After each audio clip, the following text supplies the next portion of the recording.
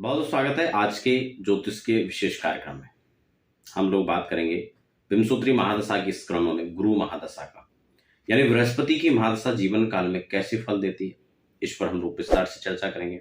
हालांकि सूर्य से लेकर के राहु केतु पर्यंत हम लगातार चर्चा कर रहे हैं। जब हम देवगुरु बृहस्पति की दशा की बात करेंगे तो सबसे पहले इन महादशाओं के कुछ जो बेसिक पार्ट है हम उसको समझ लेते हैं, क्योंकि ये समझना हमारे लिए अत्यंत आवश्यक हो जाता है। हम महादशा के फल को कैसे समझे, ये क्वेश्चन मार्क पड़ा है।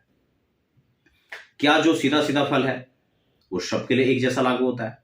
तो इसका उत्तर है बिल्कुल नहीं। क्यों? क्योंकि एक जैसे इसलिए भी फल नहीं हो सकता है क्योंकि गृहस्थितियां आपकी कुंडली में अलग होंगी और उनकी कुंडली में भिन्न होंगी। चलो थोड़ा हम इसको इस प्रकार से समझ लेते हैं कि महादशा को समझने के लिए हमें कैसे फलाफल समझना होगा, तो क्या देखना होगा।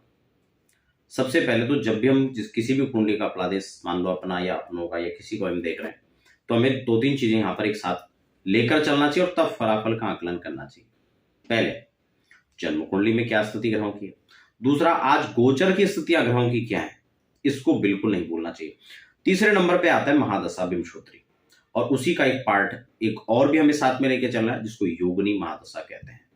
कई बार अशुभ ग्रह के साथ शुभ योगिनी चल रही होती है, लेकिन कई बार अशुभ ग्रह की दशा के साथ अशुभ योगिनी की दशा चल रही होती है, जिस समय व्यक्ति को अधिक कष्ट सहन करना पड़ता है।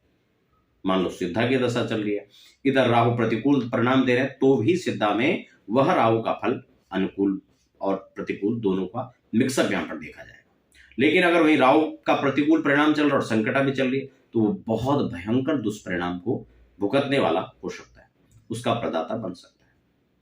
तो ये चीज हमें जरूर समझना चाहिए, दशा हो या अंतर दशा हो। और हमें इसके फल को डीप हम समझे तो कैसे समझें, ग्रहस्थितियों को देखना पड़ेगा। वैसे भी ग्रहों का अगर हम वर्गीकरण देखें तो तीन भागों में इनको विभक्त किया गया है, जिसमें अंतर में खासकर ये चीज हमें बहुत गौर से देखना पड़ेगा। शुभ ग्रह, पापक ग्रह और क्रूर ग्रह, यदि ये अलग अलग प्रभाग में नहीं होते, एक साथ होते, तो इनका फल शायद समझना ज्यादा अनुकूल हो जाता है। लेकिन अलग अलग जब प्रभाग में अंतर और प्रत्यंतर में जब ये चीज चलेंगी, तो हमें उसके अनुरूप भी देखना होगा कि क्या ये इसके साथ कैसे फल देने वाला है। तो ये चीज यहां पर बहुत गौर से समझने की है। अब हम बात कर लेते हैं गृहस्थितियों की। गृहस्थिति मान लो जन्म कुंडली के अंदर ग्रह उच्च का बैठा हुआ, उसकी दशा आ रही है तो अच्छे फल देगा। ग्रह नीच का है तो प्रतिकूल परिणाम देगा। या अंतर में भी मारक ग्रह की दशा चल रही है, या दशा के चैप्टर में जो है मारक ग्रह चल रहा है, या कारकत्व ग्रह का जो दशा पीरियड है, तो आपको शुभ प्रदान करेगा। तो इन चीजों को भी हमें देखना पड़ेगा। अंश बल के साथ कैसे ग्रह बैठे हैं, खासकर जब युति और युति में अंतर के साथ हम लोग जो है इनको मिलाकर चल रहे होंगे, तब हम युति बल अंश बल को भी हमें देखना पड़ेगा कि कौन से ग्रह हमारे ज्यादा अंश लेकर बैठे हुए। तो कुल मिलाकर के इतना सरल नहीं है महादशा को समझना, लेकिन इतना कठिन में नहीं है। हम किस रूप में समझे, सामान्य फलाफल को भी हम लोग यहाँ पर एक साथ देखकर चलेंगे। सबसे पहले हम बात कर लेते हैं गुरु के नैसर्गिक और तात्कालिक, उनके साथ में जो ग्रह चल रहे हो उनका भी कैसे परिणाम रहेगा। तो आशा करता हूं कई मोटी मोटी चीजें जो हम यहाँ पर समझ पा रहे हो। अंत में हम उपाय की भी चर्चा कर लेंगे, क्योंकि गुरु और शुक्र जहां बहुत अत्यधिक सुख और शुभ फल प्रदाता होते हैं, वहीं कई बार अशुभ फल प्रदाता भी बनते हैं। उस पर भी हम लगातार चर्चा करेंगे। गुरु को नैसर्गिक रूप से देखा जाए तो एक गुरु का दर्जा प्राप्त है, उसको एक श्रेष्ठतम पद प्राप्त है। आयु, विद्या, ज्ञान, यश, वैभव, धन, इन सब का प्रदाता माना जाता है, संतति प्रदाता माना जाता है। तो गुरु की महादशा जब शुभ रूप से चलती है जीवन में, बृहस्पति की दशा, बृहस्पति अनुकूल बैठे हुए जन्म कुंडली के अंदर, उच्च शिक्षा को प्राप्त कराने वाला हो, उच्च मान सम्मान को, ज्ञान को, धन को, वैभव, प्रतिष्ठा, संतति, ये सब देवगुरु की दशा में प्राप्त होगा। लेकिन वहीं अगर अशुभ परिणाम की बात करें तो यह अशुभ अगर बैठे हुए हैं तो व्यक्ति को यह दीर्घ रोग देख सकता है, ऑपरेशन की नौबत ला सकता है, पीलिया, खासकर पेट का रोग, खासकर लीवर में होने वाली दिक्कतें, ये देवगुरु बृहस्पति के पीरियड में देखे जा सकते हैं। शुभ अशुभ परिणामों की बात करें, बृहस्पति शुभ है तो आपको अच्छी यात्राएं देंगी, धार्मिक यात्रा देंगी, धार्मिक कार्यों में खर्च करने के आपको जो है मन बनेगा, आप उस प्रकार के कार्यक्रम करेंगे, प्रमोशन का चांस बनेगा, मांगलिक कार्य होंगे। तो ये सभी कार्यक्रम जो है बृहस्पति की दशा में देखने को मिल सकता है। उच्च मान सम्मान, पद प्रतिष्ठा और राजनीतिक लाभ, ये देवगुरु की दशा में देखे जा सकते हैं। अगर बृहस्पति के अंदर बृहस्पति की महादशा में बृहस्पति की जो है अंतरदशा चल रही है, खासकर ये 16 वर्षों का जो पीरियड होता है जब बृहस्पति की दशा चलती है, उस वर्षों में जब देवगुरु का महादशा में अंतरदशा जब चलेगी, उस समय खासकर शुभ बृहस्पति आपकी विवाह का कारक बनेंगे। प्रेम संबंधों में मधुरता यहां पर देखी जा सकती है। संतान का लाभ मिलेगा, खासकर पुत्र रत्न की प्राप्ति का योग बनेगा। व्यापार में उत्तरोत्तर वृद्धि के योग बनेंगे। अगम संपत्ति की आगम का एक आपको रास्ता मिलेगा। उच्च शिक्षा के क्षेत्र में विद्यार्थियों के लिए देवगुरु की दशा बहुत अच्छी है, शिक्षा अच्छी प्राप्त होगी। हायर एजुकेशन में बात करें उस समय अच्छी शिक्षा को प्राप्त कर सकते हैं। आप पीएचडी कर रहे हैं, आप नेट कर रहे हैं, उनको क्वालिफाई करना आपको बहुत अच्छा हो जाएगा। इसके अलावा आपको उच्च भवन, बड़े घर बनाने के, बड़े प्रॉपर्टी के योग, धन लक्ष्मी का संयोग, यह सब आपको प्राप्त होगा। लेकिन अगर वही मान लो मार्किश बैठे में, वही अकारक होकर के अशुभ देवगुरु बृहस्पति की दशा चल रही है, तो क्या फिर देवगुरु के अंतर में यही परिणाम मिलेगा? उत्तर है बिल्कुल नहीं। तब वहां अड़चने देखी जाएंगी। ये नहीं कि विवाह नहीं होगा, विवाह तो होगा, लेकिन अड़चने देखी जाएंगी, वो अच्छा रिश्ता नहीं मिल पाएगा। तब उसके लिए हमें यहां पर उपायों की आवश्यकता पड़ती है। हालांकि उपाय को लेकर मैं अंत में चर्चा करूंगा। कैसे कुछ उपाय करना चाहिए जो हम खुद करें, और या फिर हम किसी आचार्य से करवाएं, या कुछ उपाय ऐसे जो हम खुद भी कर सकते हैं। अच्छा, अगर देवगुरु की बृहस्पति के अंतर में जब शनि का अंतर चलेगा शुरुआत के बृहस्पति के बाद, तब वह कैसा रहेगा? व्यक्ति को जीवन में उदासीनता हो जाएगी, कार्य के प्रति नफरत, घर को लेकर के उदासीनता, झंझटों के प्रति आदमी का दिमाग ज्यादा घूमने लगेगा, या तो व्यक्ति नशे का शिकार हो जाएगा। कब? जब देवगुरु के साथ में शनि अनुकूल नहीं बल्कि प्रतिकूल परिणाम दे रहे हो। लेकिन उदासीनता तो देखी जाती है जब बृहस्पति पे शनि आते हैं।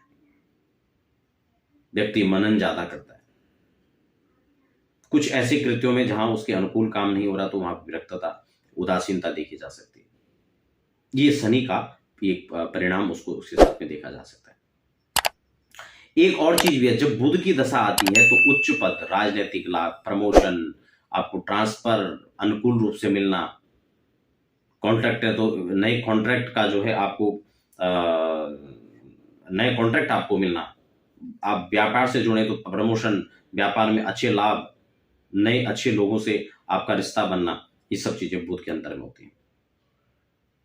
आप अपने वाणी के प्रभाव से अपने उस समाज को जीत लेते हैं। और अगर केतु का दशा चल रहा हो तो व्यक्ति धार्मिक हो जाता है। लेकिन केतु अगर षडाष्टक में नहीं है, तब तो यहाँ पर, अगर षडाष्टक में, तब तो यहाँ पर आर्थिक लाभ की जगह आर्थिक लॉस यहाँ पर हो सकता है। संबंधों में हानि देखी जा सकती है। किसी ने वादा कर लिया फिर मुकर गया, आपको छल कपट इसके शिकार हो सकते हैं। लेकिन अगर ऐसा नहीं है तो ये आपको आध्यात्मिक धार्मिक यात्राएं भी कराएगा, मान सम्मान और राजयोग जैसा फल भी यहाँ पर जो है केतु दे सकता है, जब शनि में, देवगुरु में शनि जो है केतु के चल रहे हो। शुक्र की दशा देखी जाए तो लगभग सामान्य होती है, उच्च पद मिल जाता है। अगर शनि बहुत अनुकूल है तो व्यापार, राजनीति, ये सब चीजें यहाँ पर उनको लाभ देके जा सकता है। सूर्य का अंतर शिक्षा, नौकरी, व्यापार, कारोबार के दृष्टिकोण से अच्छा यहाँ पर देखा जाता है। राजनीतिक पद प्राप्ति भी हो सकती है, लेकिन वही षडाष्टक हो तो तब इसमें थोड़ा सा अड़चने और बाधाएं देखी जा सकती है। चंद्रमा की दशा लगभग जो है देवगुरु के साथ बहुत अच्छा होता है, गज के योग का निर्माण करता है। उसी प्रकार से दशा के अंदर भी मान सम्मान, उच्च पद, विवाह, राजनीतिक लाभ, धन का लाभ, नए प्रमोशन के चांस बनना और अच्छे लोगों से आपका संबंध स्थापित होना। लेकिन कहीं ना कहीं अगर प्रतिकूल हो, चंद्रमा पीड़ित हो, तो अशांति, अड़चन, क्लेश, इन चीजों में, कार्यों में रुकावट, यह भी देखे जा सकते हैं। मंगल के साथ वही मिला जुला फल यहाँ पर शुभ देखा जा सकता है। अगर षडाष्टक में तो यहाँ पर थोड़ा सा प्रतिकूल हो सकता है। यहाँ पर भी मंगल की दशा में प्रॉपर्टी का योग बन गया, वाहन खरीदने का है, मकान का है, दुकान का है, ये सब चीजें मंगल की दशा में आपको प्राप्त हो सकती हैं। मांगलिक कार्य होना। और जब राहु का चलेगा देवगुरु के अंदर तो ये थोड़ा कष्टकारी देखा जाता है। इसमें कष्टप्रद हो सकता है, अड़चने हो सकती हैं। और खासकर अगर 3-9 का संबंध है, केंद्र त्रिकोण का संबंध है, तो यहाँ पर कुछ राहत मिल सकती है। फिर यहाँ पर मांगलिक कार्य हो सकते हैं, विदेश की यात्राएं हो सकती हैं, विदेशों से जोड़ करके जिन लोगों का कारोबार चलता है उन लोग वहां से लाभ हो सकता है। या खासकर लॉटरी, सट्टा, इस प्रकार के जो काम करते हैं उनको वहां से लाभ हो सकता है। शेयर मार्केट में जो निवेश करते हैं उनको लाभ हो सकता है। तो सामान्यतः जो है देखा जाए तो देवगुरु के अंदर राहु बहुत ज्यादा शुभ परिणाम नहीं देते हैं, लेकिन अगर ये संबंध अगर उनके बन रहे हैं तो वहां पर कुछ अनुकूलताएं भी देखी जा सकती है, खासकर धन के मामले में और विदेश गमन के मामले में ये थोड़ा सा सपोर्ट भी करते हैं। कई बार ऐसे में व्यक्ति छल और इसका भी छल का और धोखे का शिकार हो जाता है। तो ये भी जो है देवगुरु के में राहु का अंतर का परिणाम देखा जा सकता है। कुल मिलाकर मिले जुले परिणाम है, लेकिन हमें जन्म कुंडली और गोचर और योगिनी 3 पार्ट जैसे मैंने शुरू में भी कहा था, उनको एक साथ लेकर के तब इसका विश्लेषण करना चाहिए, ताकि हमारा फलाफल सही से आकलन सही निकल पाए। उपाय की बात करें तो देवगुरु बृहस्पति के लिए हमें बीज मंत्र का जप आप स्वयं कर सकते हैं, या फिर वैदिक मंत्रों से, वैदिक आचार्यों से आप वैदिक शांति करवाएं, सब सर्वश्रेष्ठ उपाय है। अपने स्नान में आप जो है हल्दी का प्रयोग करें, बृहस्पति के दिन खासकर साबुन का प्रयोग न करें। देवगुरु ब्राह्मणों का सम्मान आपको करना चाहिए। 7 मुखी या 9 मुखी रुद्राक्ष आप धारण कर सकते हैं। रत्न की सलाह मैं बहुत अधिक नहीं देता हूं, क्योंकि कई बार प्रतिकूल परिणाम भी देते हैं, इसलिए जन्म कुंडली अध्ययन के साथ में अगर आप परामर्श के साथ में अगर आप रत्न पहनते हैं तो पुखराज आपके लिए बहुत श्रेष्ठ हो सकता है। खुद आप जपना चाहते तो ओम ब्रह्म बृहस्पते नमः या ओम ग्राम ग्रीम ग्रोम सह गुरुवे नमः इस मंत्र का जप कर सकते हैं। स्वर्ण पहनना आपके लिए बहुत अच्छा है। आपको लगता है कि यार फिलहाल उतनी हैसियत में नहीं है, हम नहीं पहन पाएंगे, फिलहाल खर्चा कम है, विद्यार्थी हैं या नौकरी कर रहे हैं, प्राइवेट सेक्टर की जॉब है, नहीं उतना प्रबंध बन पा रहा है, तो आप हल्दी की गांठ बांध लीजिए पीले कपड़े में। तो यह छोटा रुद्राक्ष आप कोई पहन लीजिए। पीतल का दान, स्वर्ण का दान, अब जितना जिसकी हैसियत है उसके हिसाब से, जितना प्रभाव है और जितना वो लेना चाहता है, उन चीजों को उसके हिसाब से वो दे सकते हैं और उसका लाभ ले सकते हैं। तो आशा करता हूं यह देवगुरु बृहस्पति का जो कार्यक्रम था वो आपको अच्छा लगा होगा। मिलते हैं फिर एक नए कार्यक्रम के साथ, अगली दशाओं के साथ में।